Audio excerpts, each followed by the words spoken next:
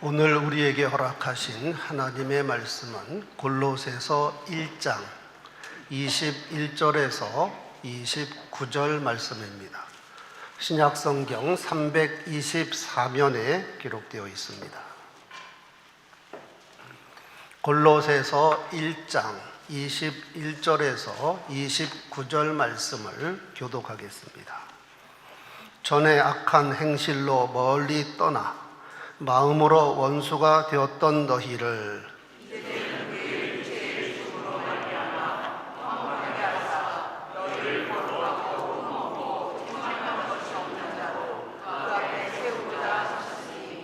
만일 너희가 믿음에 거하고 터 위에 굳게 서서 너희 들은 바 복음의 소망에서 흔들리지 아니하면 그리하리라. 이 복음은 천하 만민에게 전파된 바요 나 바울은 이 복음의 일꾼이 되었노라. 나는 이제 너희를 위하여 받은 위력을 기뻐하고 그리스도의 남은 고난을 위해 몸된 교회를 위하여 내 육체를 세우노라. 내가 교회의 일꾼 된 것은 하나님이 너희를 위하여 내게 주신 직분을 따라 하나님의 말씀을 이루려 함이니라. 이 비밀은 만세와 만대로부터 감추어졌던 것인데 이제는 그의 성도들에게 나타났고 하나님이 그들로 하여금 이 비밀의 영광이 이방인 가운데 얼마나 풍성한지를 알게 하려 하심이라. 이 비밀은 너희 안에 계신 그리스도시니 곧 영광의 소망이니라. 우리가 그를 전파하여 각 사람을 권하고 모든 지혜로 각 사람을 가르침은 각 사람을 그리스도 안에서 완전한 자로 세우려 함이니. 29절 함께 이를 위하여 나도 내 속에서 능력으로 역사하시는 이의 역사를 따라 힘을 다하여 수고하노라. 아멘. 지난 주일 창립기념주일에 받은 말씀에 이어서 오늘도 교회론에 관한 말씀입니다. 제목은 교회 안에서 교회를 통해 교회를 위해. 링컨 대통령의 게티스버그 연설문에 나오는 문장과 비슷하지만 역사로 보나 가치로 보나 오늘 설교 제목이 100배 중요합니다. 교회 안에서 교회를 통해 교회를 위해. 혹시 이 제목을 들으면서 교권주의를 떠올리면 곤란합니다. 오늘 말씀은 교권주의를 철저히 배격할 뿐 아니라 성경적인 교회론과 성도와 교회의 바른 관계에 관한 말씀입니다. 오늘 말씀의 근거는 지상의 교회는 예수 그리스도의 몸이란 사실입니다. 에베소서 1장 23절 교회는 그리스도의 몸이니 만물 안에서 만물을 충만케 하시는 이의 충만이니라. 만물이 복을 받고 은혜로 충만케 되는 것이 바로 교회를 통해서 이루어진다 하는 것입니다. 초대 예루살렘 교회를 그토록 박해하던 사울, 그에게 부활하신 예수님이 나타나셨습니다. 다메섹 가까이 이르렀을 때입니다. 호련히 하늘로부터 빛이 그를 둘러 비추면서 음성이 들렸습니다. 사울아 사울아 내가 어찌하여 나를 박해하느냐. 사울이 땅에 엎드려 주여 누구시니까? 이르시되 나는 내가 박해하는 예수라. 여러분, 사울이 살기가 등등하여 박해한 것은 예수의 제자들이요 그가 박멸하려고 한 것은 기독교회였습니다. 그런데 예수께서는 내가 어찌하여 내 제자들을 박해하느냐 이렇게 말씀하지 아니하시고 내가 어찌하여 나를 박해하느냐. 이유가 무엇일까요? 교회는 그리스도의 몸이기 때문입니다. 그래서 예수의 제자를 박해하는 것은 예수를 박해하는 겁니다. 기독교회를 박해하는 것은 예수를 박해하는 겁니다. 또한 교회가 그리스도의 몸이면 교회의 머리는 당연히 예수 그리스도입니다. 골로새서 1장 18절, 그리스도는 몸인 교회의 머리시라. 그러므로 교회를 함부로 비판하거나 성도를 박해하는 것은 예수를 비판하고 예수를 박해하는 것임을 알아야 합니다. 사실 지상 교회에 이런저런 문제들이 있습니다. 때로는 성도와 교회가 세상 사람들의 지탄을 받을 때도 있습니다. 그러다 보니 교회에 대한 생각이나 이미지가 망가진 사람들도 있습니다. 교회는 형편없는 곳이다, 이런 말을 하는 사람이 있습니다. 어떤 사람은 예수는 좋지만 교회는 싫다라고 말합니다. 하지만 이 말은 논리적으로도 맞지 않는 말입니다. 앞에서 말씀한 대로 지상의 교회는 불완전할지라도 그리스도의 몸인데, 그런데 예수는 좋지만 예수의 몸은 싫다, 말이 됩니까? 그러므로 우리의 생각은 이렇게 교정이 되어야 합니다. 지상의 교회는 그리스도의 몸이요, 성령이 내주하시지만 불완전할 수밖에 없다. 성도가 불완전하기 때문입니다. 이런저런 문제가 있는 것이 당연합니다. 또한 성령 받은 성도가 성전인데 나 자신부터 불완전하고 실수하기 쉽습니다. 이런 부족한 성도들의 모임인 교회, 어찌 완전하겠습니까? 성경에 등장하는 교회들도 완전한 교회는 하나도 없었습니다. 온전함을 향해 나아갈 뿐입니다. 중요한 것은 불완전하지만 하나님께서는 교회를 포기하거나 결코 버리지 않습니다. 자녀가 아프다고 또는 장애를 가졌다고 그 자녀를 버리는 부모가 없습니다. 오히려 더 관심과 사랑을 베풉니다. 하나님 아버지도 마찬가지입니다. 교회는 그리스도의 몸이기 때문에 하나님께서 그리스도 곧 교회를 패싱하지 않습니다. 반드시 교회를 통해서 일하십니다. 지상의 교회는 또한 성도는 불완전하고 부족하기 때문에 더욱 성령의 도우심과 성령의 능력을 필요로 합니다. 그래서 완전을 향하여 함께 지어져 가는 것입니다. 이는 일찍이 사도 바울이 고백한 대로 내가 주를 위하여 많은 고난도 받고 성령에 이끌려 삼층천에도 갔었지만 동시에 내 몸에는 떠나지 않는 질병이 있다. 나는 언변도 약하다. 그래서 나는 오히려 나의 약함을 자랑한다. 이는 내 능력이 약한 데서 온전하여 지기 때문이다. 그러므로 내가 도리어 크게 기뻐함으로 나의 여러 약한 것들에 대하여 자랑하리니 이는 그리스도의 능력이 내게 머물게 하려 함이라. 이것이 우리들의 모습이어야 하고 이것이 바로 교회가 처한 자리입니다. 그러므로 교회 안에서 교회를 통해 교회를 위해라는 주제는 그리스도 안에서 그리스도를 통해 그리스도를 위해와 같은 말입니다.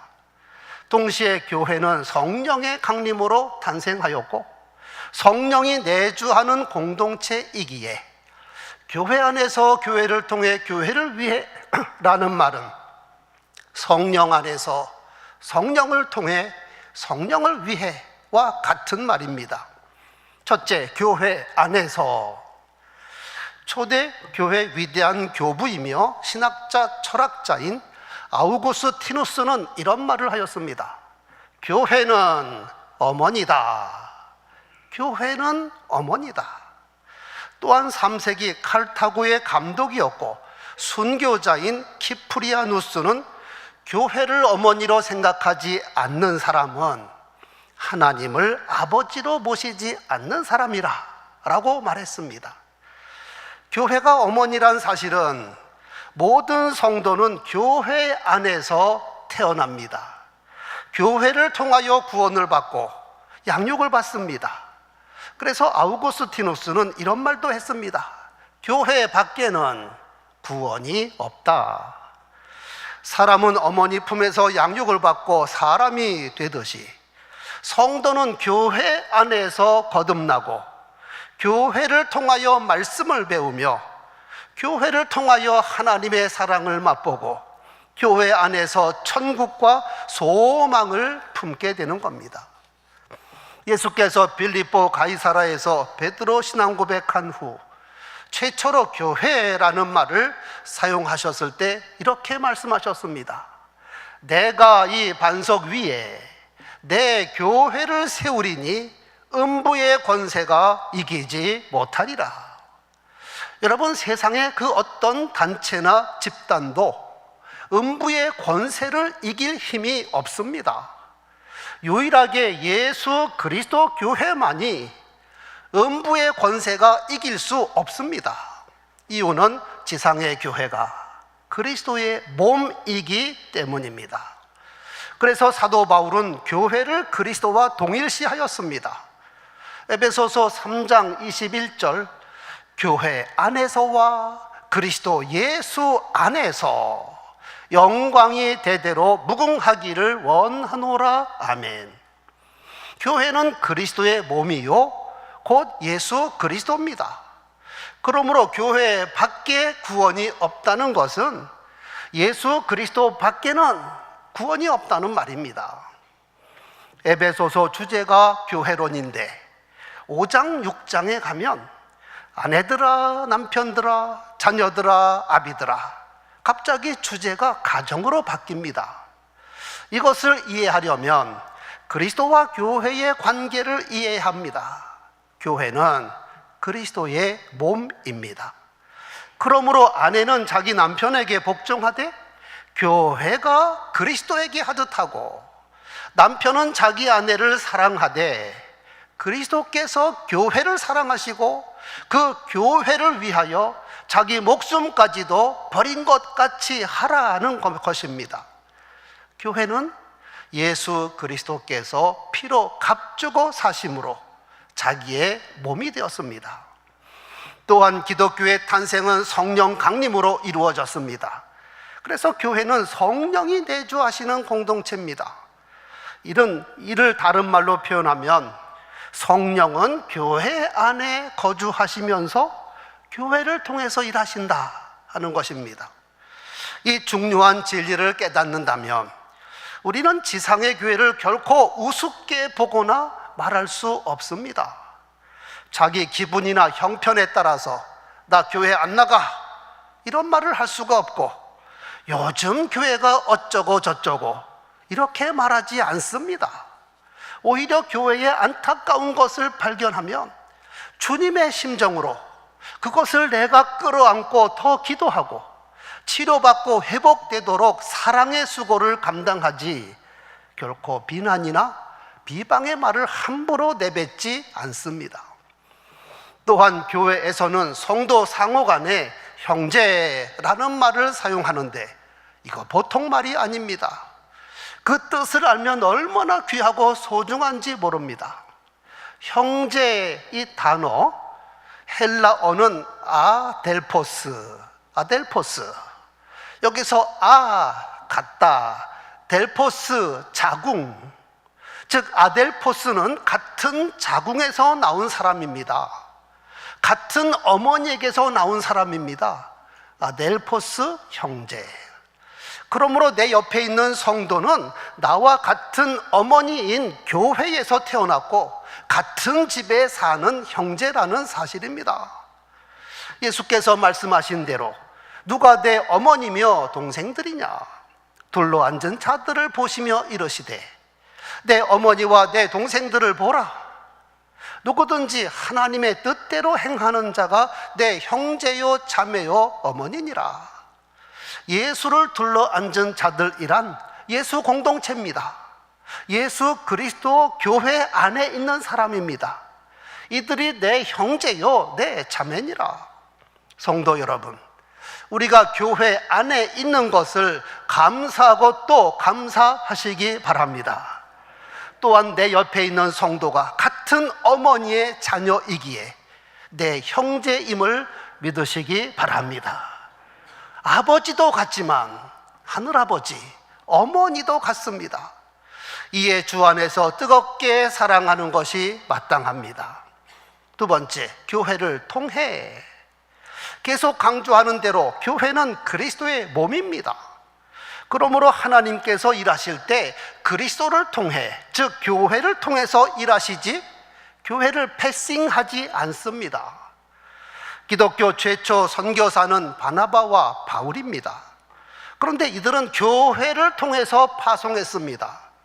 안디옥 교회에 선지자들과 교사들이 있으니 곧 바나바와 니게르라 하는 시몬과 구레네 사람 루기오와 분봉왕 헤롯의 젖동생 마나엔과 및 사울, 바울이라 교회의 일꾼들입니다. 그런데 주를 섬겨 금식할 때에 성령께서 이르시되 내가 불러 시키는 일을 위하여, 세계 복음화를 위하여 바나바와 사울을 따로 세우라 하시니 이에 금식하고 기도하며 두 사람에게 안수하여 보내니라. 하나님의 큰 꿈, 세계 복음화에 착수하셨는데 교회를 통하여 교회의 일꾼을 지명하여 선교사로 파송하였습니다. 그리고 교회는 선교사를 위하여 기도하고 물질로 지원하게 하였습니다. 이 시대도 마찬가지입니다. 선교하기에 중요한 명제가 하나님의 선교입니다. 궁극적으로 선교하시는 분은 하나님이시라는 겁니다. 그런데 하나님께서 교회를 통해서 선교하시지 천사를 통해서 선교하지 않습니다. 반드시 교회를 통해서 일하시는 하나님이십니다. 기독교 박해자 사울이 부활하신 예수님을 만났습니다. 그런데 예수께서 사울에게 단 3마디만 말씀하시고 그를 떠났습니다. 사울아, 사울아, 내가 어찌하여 나를 박해하느냐? 나는 내가 박해하는 예수라. 너는 일어나 시내로 들어가라. 내가 행할 것을 내게 이를 자가 있느니라. 여러분, 부활하신 예수께서 현현하신 것은 정말 희귀한 일입니다. 너무나 귀한 자리인데 3마디만 말씀하시고 떠났습니다. 예수께서 직접 그 박해자 사울을 호되게 책망하고 확실하게 회개시키고 세례도 직접 베푸시고 사도 임명장 써주시면 얼마나 멋있었을까요? 그런데 예수님 말씀 3마디 결론은 내가 사람 보낼게, 끝입니다. 이유가 무엇일까요? 이미 교회가 세워졌고 일꾼이 준비가 되어 있습니다. 사흘 후에 아나니아를 사울에게 보냈습니다. 아나니아는 다메섹 교회의 대표자입니다. 그가 가서 예수님을 대신하여 형제 사울아, 형제 아델포스, 같은 어머니에게서 나온 사람, 이미 사울의 신분과 소속이 바뀌었다는 사실입니다. 형제 사울아. 그리고 아나니아를 통하여, 즉 교회를 통하여 그에게 안수하니 사울에게 성령이 충만히 임재하였고 그의 눈에서 비늘 같은 것이 벗어져 다시 보게 되었고 아나니아를 통하여 세례를 받고 아나니아를 통하여 그가 앞으로 할 사명을 받았습니다. 너는 내 이름을 이방인과 임금들과 이스라엘 자손들에게 전하기 위하여 택한 나의 그릇이라. 만약 부활하신 예수께서 사울에게 직접 세례도 베풀고 임명장까지 주었다면 그는 이미 주님께서 세우신 교회를 떠나 사울교를 만들었을지도 모르겠습니다. 그런데 교회를 통해서 성령 받고 세례 받고 소명을 받았으니 그는 교회의 일꾼이 되었습니다. 그래서 바울이 본문 25절에서 이렇게 고백합니다. 내가 교회의 일꾼 된 것은 하나님이 너희를 위하여 내게 주신 직분을 따라 하나님의 말씀을 이루려 하심이라. 경건한 이방인 고넬료에게 천사가 나타났습니다. 이것도 얼마나 희귀하고 놀라운 일인지 모릅니다. 하나님의 사자가 들어와 고넬료야. 고넬료가 두려워 이르되 주여 무슨 일입니까? 천사가 내 기도와 구제가 하나님 앞에 상달되어 기억하신 바 되었으니 내가 지금 사람을 요바에 보내어 베드로라 하는 시몬을 청하라. 그는 무두장이 시몬의 집에 유숙하니 그 집은 해변에 있느니라. 모처럼 고넬료 최초 천사가 왔는데 천사가 한 말이라고는 요바에 있는 베드로를 초청하라는 것이 전부입니다. 고넬료에게 세례를 베푼 것도 아니요, 천사가 현현했다는 증거로 지팡이나 지휘봉을 준 것도 아니요, 설교를 들려준 것도 아닙니다. 무슨 이유일까요? 다메섹 사건과 동일합니다. 교회를 통해서 일하시는 하나님, 예루살렘 교회 대표자 베드로가 가까이 머물고 있다. 그를 초청해 말씀을 들으라. 그를 통해 세례를 받으라, 이 말입니다. 이에 베드로를 초청해서 말씀을 들을 때 고넬료와 그 집에 모인 이방인들에게 성령이 임하였고, 그래서 그들 모두 베드로를 통하여 세례를 받았습니다. 당연히 이들이 로마에 돌아가 복음 전도자가 되었을 것입니다. 여러분, 하나님께서는 반드시 교회를 통하여 일하신다는 것을 잊지 마시기 바랍니다. 그러므로 우리 신앙생활의 중심은 내가 속한 교회이어야 합니다. 자기 본교회를 뒷전으로 하고 밖으로 떠돌거나 자기 본교회를 가볍게 여기는 사람은 영적 떠돌입니다. 미자립교회를 돕거나 해외 선교사를 지원하는 것도 본교회에 선교 헌금을 들여서 교회로 하여금 도와야지, 자기가 직접 지원하는 것은 여러 가지 면에 있어서 바람직하지 않고 자기의가 될 수밖에 없다는 것을 기억하시기 바랍니다. 교회를 통해서 일하시는 하나님, 우리들도 교회 안에서 교회를 통하여 일해야 합니다. 세 번째, 교회를 위해. 사도 바울은 본문에서 자신을 교회의 일꾼이라 하였습니다. 즉 교회를 위하여 일하는 사람, 이는 주님을 위하여 일한다는 것이요 복음을 위하여 일한다는 것입니다. 23절에서 나 바울은 이 복음의 일꾼이 되었노라. 25절에서는 교회의 일꾼이라 하였는데 같은 의미입니다. 교회의 일꾼은 무엇하는 사람입니까? 하나님이 너희를 위하여 내게 주신 직분을 따라 하나님의 말씀을 이루려 함이니라. 그런데 여기에 고난이 동반이 됩니다. 그리스도께서 고난을 통하여 영광을 얻으셨듯이 교회의 일꾼도 직분에 걸맞는 고난이 있습니다. 그래서 24절에 이렇게 고백합니다.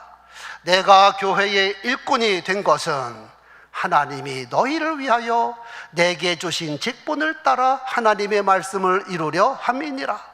나는 이제 너희를 위하여 받는 괴로움을 기뻐하고 그리스도의 남은 고난을 그의 몸된 교회를 위하여 내 육체에 채우노라. 즉 교회를 사랑하는 것이 주님을 사랑하는 것이며, 교회를 위하여 헌신하는 것이 주님을 위해 헌신하는 것이며, 자기 교회를 영화롭게 하는 사람이 예수 그리스도를 영화롭게 하는 사람입니다. 이렇게 다메섹 이후 교회를 위하여 복음을 위해 온전히 헌신한 사도 바울, 결국 순교하는데 순교 직전에 이런 고백을 합니다. 전제와 같이 내가 벌써 부어지고 나의 떠날 시각이 가까웠도다. 나는 선한 싸움을 싸우고 나의 달려갈 길을 마치고 믿음을 지켰으니 이제 후로는 나를 위하여 의의 면류관이 예비되었으므로 주곧 의로우신 재판장이 그날에 내게 주실 것이며 내게만 아니라 주의 나타나심을 사모하는 모든 자에게 도니라. 이것이 진짜 승리자입니다.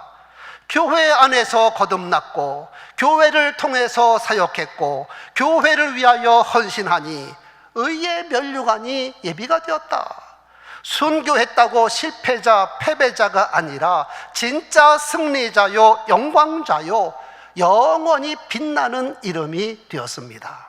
성도 여러분, 지상의 교회는 불완전하지만 주님의 몸이며 성령이 내주하는 공동체입니다. 하나님께서 반드시 교회를 통해서 일하십니다. 저나 여러분이나 사도 바울처럼 교회의 일꾼이 되었습니다. 그러므로 교회를 사랑하고 교회를 위하여 헌신하는 것이 주님을 사랑하고 주님을 위해 헌신하는 겁니다. 말씀의 제목이 우리 각 사람의 신앙 고백이 되기를 바랍니다.